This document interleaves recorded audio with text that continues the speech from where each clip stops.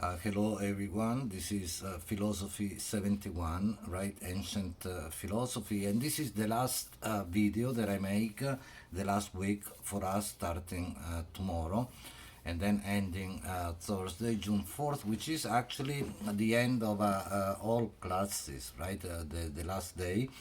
And then, of course, we will have the week after this, right? I mean, the final exam week. I will schedule another Zoom meeting so that we can meet again for the last time and, touch base again, and conclude the class.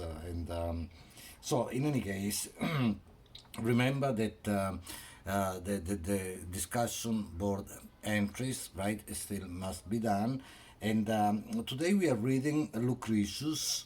This is we are reading book one from this book, okay, which is divided into six books. Okay, we are only doing the first one, and before doing that, again, let me go over the trajectory of the class. Also, because today we had to make some links to previous material that we had done, the pre-Socratics in particular, Epictetus also, but in general, also remember the class started with the tradition of the Taoist tradition in China, Lao Tzu, and then we did also in a different tradition Confucius, and then we also read Buddha. And so that was the first part of the class, right? Then the second part, in the second part of the class, weeks 5, 8, right, we did the pre-Socratics, to which I'll go back briefly today. The Sophists and Socrates and Plato, and then we did in part 3 of the class from week 9 to today, week 12, Aristotle, right? 2 weeks on, I believe, on Aristotle, the ethics, Nicomachean ethics, Epictetus, on, remember, the emotions, that was last week, and now Lucretius. There are some connections here too, but, Lucretius, he comes later in Roman times, and he wrote this book called, that I show you, on the nature of things, in which he gives an exposition of another philosopher that we are not reading per se, Epicurus. Epicurus, you can check that as well. Who is in the post-Aristotelian Greek tradition before Lucretius. But then, that's what Lucretius says in this book, which is written as a poem, really.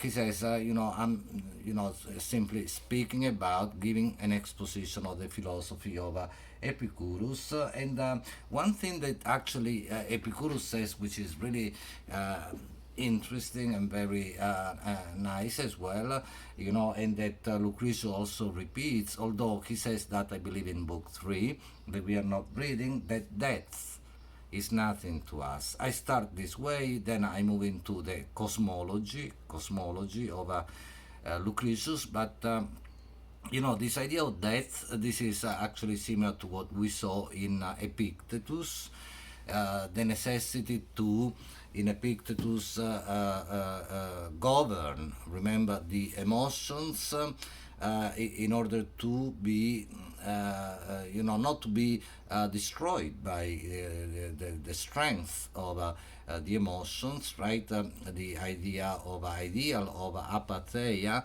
right? Kind of, detachment from the emotions in Epictetus, in Epicurus, which is basically, who is basically Lucretius' teacher, right? Let's say, I mean, some centuries, a couple of centuries before Lucretius, but we have this idea, similar idea, that we have to be free from disturbance, to have peace of mind, right? In order to have peace of mind, we had to dispel, just like in Epictetus, in Lucretius too, in Epicurus, ignorance, right? I mean, get to right? We need to have get an understanding of precisely like as the title of Lucretius' book says, the nature of things, right? What things really are like, and then we will get rid of this fear which may keep the mind in a state of mm, unrest, in a state of whatever, anxiety and disturbance, right? So this freedom from disturbance, this is what we had to attain. So death, which is one of the most, right, what maybe people fear most. We saw that also when we did Socrates, for example, in his answer to this question.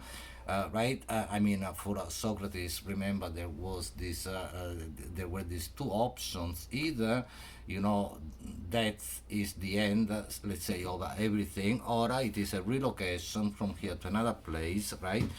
And Socrates chooses the second option, whereas in Lucretius, the choice is of the first option, that, with death, everything ends in the sense of certainly our individual awareness of things and so on. We will see in a moment what he does with the theory of the atoms, and how everything, basically, whatever we are, body and soul, spirit, which in Lucretius are still material realities, material entities, everything goes back into the, the originary, the primordial elements, which is, the atoms, so that there will be here linked to the atomists as well. Okay, so because of this, there is nothing to fear. In death, death is nothing to us. That's the saying, that's the statement made by Epicurus and then repeated by Lucretius, although, as I said, not in the book we are reading, book 1 and book 3, but it's important. You can Google this. The whole statement by Epicurus would be: death is nothing to us, because when we are, death isn't, and when death is, we are no longer, right? So there is this very interesting take on the question of death, the question of life, and also the idea of the distinction, which is the real distinction, not so much right between life and death, but birth and death. And the time of life, this is what we had to focus on, also in terms of understanding, or like with Epictetus, in terms of governing the emotions. Okay, so the key words that I put for today, and I don't want to be too long, I will just highlight a few important points in book 1 of this, the whole book by Lucretius, a poet and philosopher. Okay, it is, the key words that I put on in the syllabus for you are understanding precisely the nature of things, right? So that's the title of the book. And then the discussion board, entry, right? Some of about something that strikes you most in this great book by Lucretius, this rather chapter, right, from the book. Okay, if you go to actually the chapter that you have, the material that you have, on Blackboard, then you will see on page 4, first of all, he speaks of again and focus on again the highlighted passages especially, but he is speaking, and that's the cosmology, because book 1 and then also book 2 are really a part of the cosmological, right, aspect of the whole book by Lucretius. He speaks about this cosmology that he goes back to the pre-Socratics, and in particular, there is a connection to the atomists. You can check that section again, the video again. Remember the atomists, right, who said that at the end of the pre-Socratic tradition, that reality as a whole is made by the full and the void. The full would be the atoms, right, atoms, and the void is precisely the empty space in which the atoms move, and as they move randomly, then they also then hit one another, they make up the compound bodies. I don't want to go now into the difference, very important, but there wouldn't be time between the atomists, Democritus, Leucippus, and then Epicurus and Lucretius. But it's just to give you a sense, for Epicurus there is this swerve of the atoms. There is this unpredictable change of direction of the atoms, whereby they hit one another and so on. But in any case, and then they make up the compound bodies, and this is what you find on page 4, first of all, highlighted, right? The words, the primary elements of things. This is what he's looking for, Lucretius. And at the end of the bottom of page 4, he mentions, there is a footnote, you will see, he mentions this Greek philosopher, who is precisely Epicurus. You find his name in the footnote at the bottom of the page, okay? So, but then,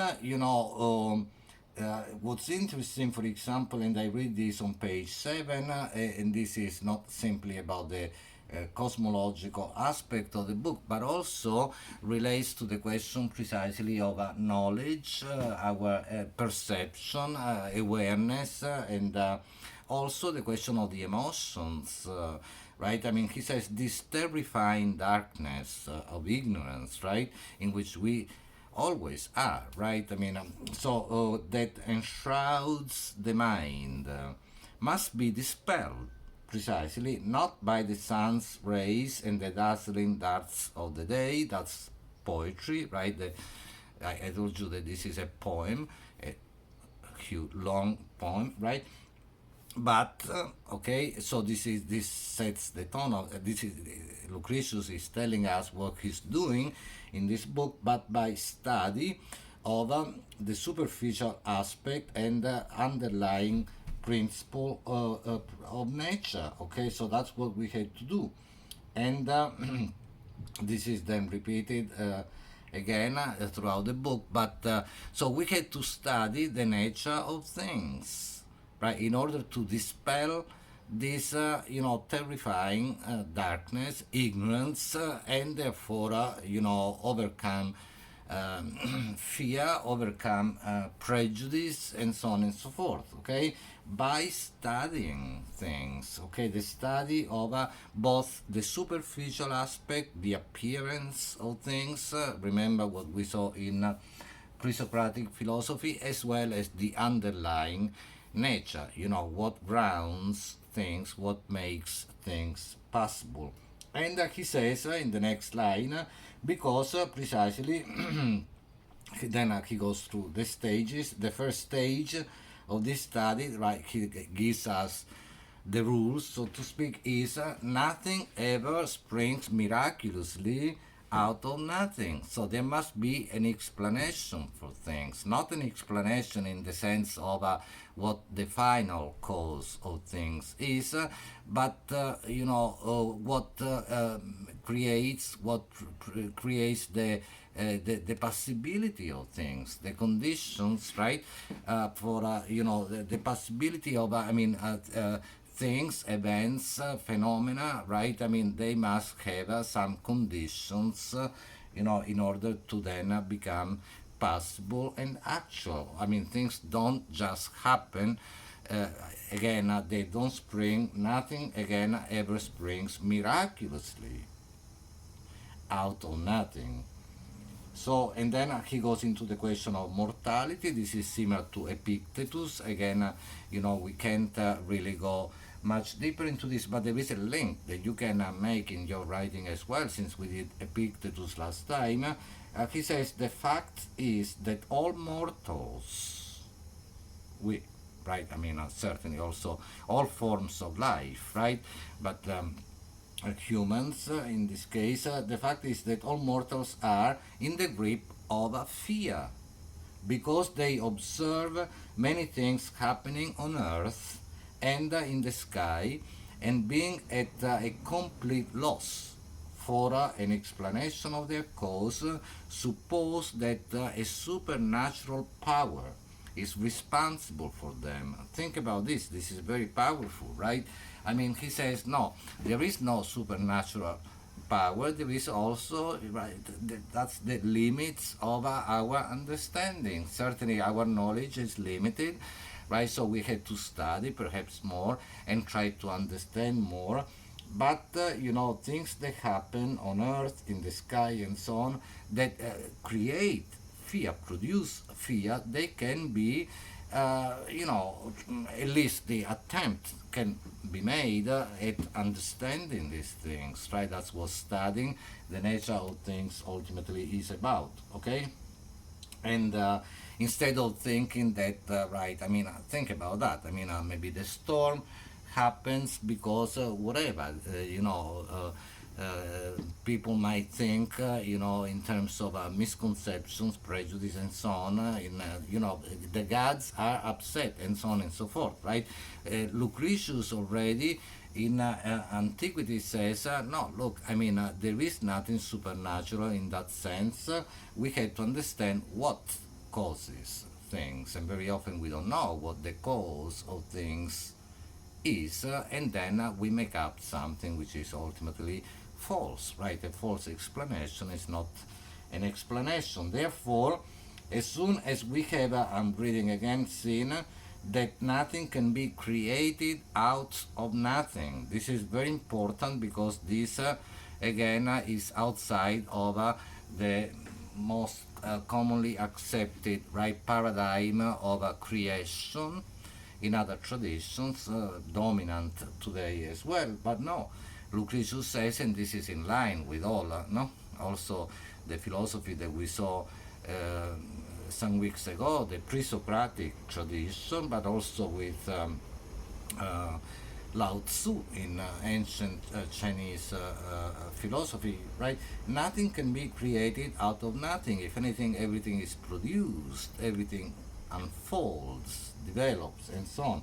We shall, I'm reading again, okay, we shall then, once we understand that, we will have a clearer, right, more clear view of the object of our search, namely the explanation of the source of all created things and of the produced things, and of the way in which all things happen independently of the gods, of anything supernatural, a higher plane, and so on. No, things happen independently of that.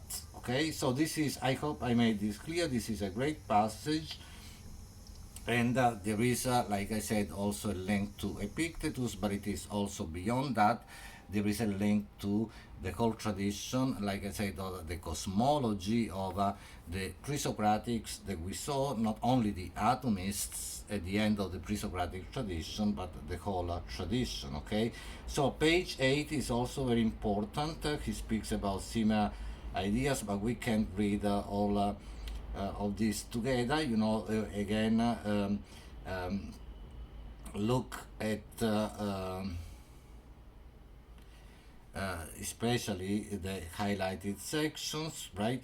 Page 9, there are also some important moments, and but I want to move to the question of the atoms in a moment. But on page 9, toward the end, you see also that I highlighted, right, this sentence: therefore it is impossible for anything to return to nothing. Okay, things don't come out of nothing, nothing comes from nothing, out of nothing, and nothing goes back to nothing. Okay, so there is this cycle again that we saw already in the pre-Socratic tradition. Think about all of them.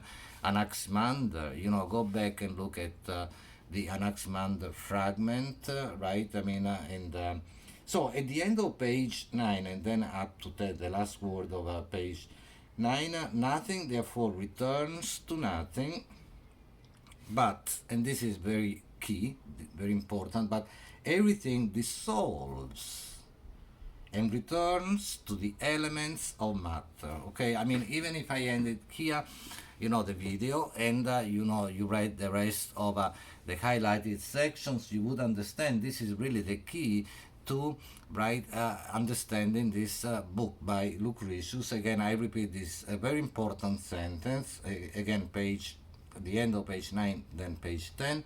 Nothing therefore returns to nothing, but everything dissolves and returns to the elements of matter. What are these elements of matter? The atoms, okay? The primary elements of everything. They are not created, right? I mean, what is produced, right, is are the many, compound bodies, our own body, right? My body, the table, the chair, and the tree, and so on and so forth, right? I mean, everything that is there for a limited period of time, life, the time between birth and death. But everything, does not, that is in the world now, in life, presently, everything that is present comes to be, right? There is this process of becoming, coming to be, and then passes away, right? There is this kind of, we saw that with the pre-Socratics too, cycle, if you will, of appearance, right? From the beginning to the end, generation, destruction, birth, death. But everything goes back into the same, into what is not created and is not destroyed, the primary elements of things. Okay, I hope I made this clear. So and so that's where I put a note for you on page 10 that I said there is a link here to Anaximander. You can very well go back to that wonderful fragment that I can, remind you of now. I mean, the things that are perish into the things from which they come to be, because they had to pay penalty and retribution and so on. But that's the idea, the cycle, right? Everything, right, will perish into whatever it comes to be, right? I mean, and same idea in Lucretius, okay? I hope that this is the cycle of appearance, right? I mean, things are there for a time, from birth to death, beginning and generation, destruction, but everything goes back into the same, the underlying, whatever it is, the elements of matter for Lucretius, and this is close to the atomists, the atoms, okay? So he says, and so, that's where the link to Anaximander can be easily made. And so no visible object ever suffers total destruction, since nature renews one thing from another and does not sanction the birth of anything unless she receives the compensation of another's death. This is actually very close to the letter and the spirit of the Anaximander fragment. Okay, so you can go back and look at that, make a link, and write your, elaborate on this, write your assignment. Okay, so then he says even things that seem to be invisible, they are not immaterial. So he gives the example of the wind, right? But whatever, breath, and then if you will, whatever we call soul, spirit, and so on, everything is material to a degree. Okay, things can be invisible, but not immaterial. Okay, so and then he says there is void on page 12, just like the atomists. There is void in things because the elements of matter, the atoms, must move. And he speaks of, still page 12, a porous consistency. Even when we see something solid and steady, there is something, right?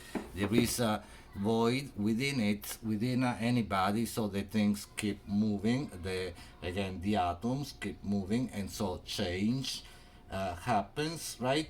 And so that's what he says. Also on page 14, he goes back to this question of a void, and um, then let me. Okay, so on page the end of page 15, that's where we have really then clearly he speaks of the atoms, right? He says my next contention toward the end, the bottom of page 15, is the two kinds of bodies, just like the atomists, right, are to be distinguished. There are primary elements of things, these are the atoms, and objects, right, compounded of primary elements, okay, the compound bodies, and then what makes them, okay, and he says about this on page 16, again, in the first place, that paragraph starting there, he speaks of matter and the void, the full and the empty, just like in the atomist tradition, right? And he says they had two completely different natures. And he also says that the ultimate particles, which are the atoms, right, are solid and contain no void, but they are within the void, okay? And a wonderful moment in this first book by Lucretius is when he says, toward the end of page 16, that the universe, right, if you see that, since the universe is neither a complete plenum nor a complete vacuum, right? I leave that up to you to think about what this might be, I mean, but it is, in a sense, can be understood as the question of the open, the closed and not closed, okay? So, and so I think that soon I will be interrupted, but then maybe if we need to, I make another short video after this. So in that case, you should watch both of them. And then he speaks about the first elements of things again on page 17, but that's what, okay, and they are unchanging. That's the unchanging substance that you find also mentioned on page 18, right? And then on page 19, I read this briefly, okay, the primary elements, right, are therefore solid and simple, being formed of smallest parts packed solid in a closely coherent mass. They are not compounded, right? So there is this simplicity, okay, everlasting simplicity. And again, these are what he is describing here. This is precisely the description of the atoms, okay, just like in the atomist tradition. And I skip a few pages, and here he speaks of the atoms at the end of page 25, and there is actually a reference to another pre-Socratic philosopher, Anaxagoras. You can go back and check that as well. But he says, for the same atoms constitute sky, sea, lands, rivers, and sun, and so on and so forth. Okay, so and then there is a reference, like I said, to Anaxagoras, and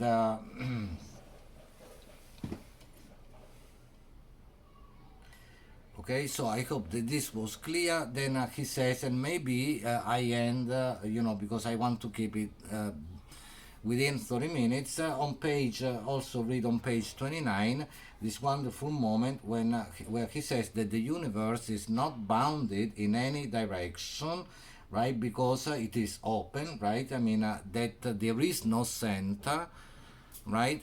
Because precisely there are no limits, right? No, in terms of time, in terms of space, okay? It is the unbounded that we have already found as well in the pre-Socratic tradition. Okay, so same idea on page 30. And I hope I gave you a few elements to read this one book in Lucretius, The Nature of Things. Remember, I highlighted the most important moments at the beginning, especially the idea of studying so that we can understand the nature of things.